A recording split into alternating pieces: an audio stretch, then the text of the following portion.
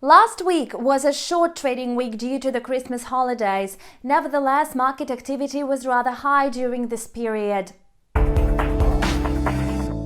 U.S. indices quotes have consolidated near historic highs. Last week, the Dow Jones closed the weekly session near the opening level of 30,202, with the potential for further growth.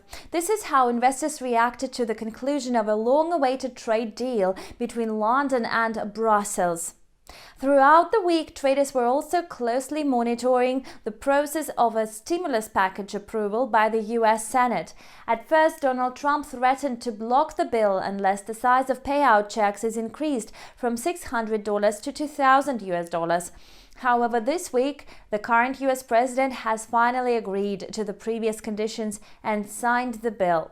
Among all U.S. indices, the S&P 500 advanced last week, having settled near the level of 3,705. The rise in tech stocks helped lift the index to all-time highs. This week, the S&P 500 is likely to continue its rally. Last week, Tesla joined the S&P 500, but the company's shares failed to show positive dynamics.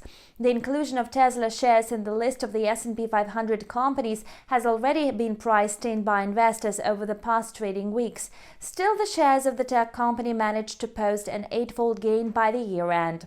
Meanwhile, in the U.S., the largest corporations continue facing legal scrutiny from the U.S. authorities. Previously, the U.S. Attorney's Office filed an antitrust lawsuit against Facebook and Google.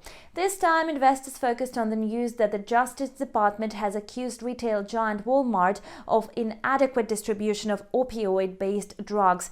As a result, Walmart's stock price dropped by 1.94% at the end of the week. You've watched a weekly financial review on Insta TV with me, Anna Kasatkina. Subscribe to our YouTube channel and you'll always keep track of all the latest financial events. See you back soon.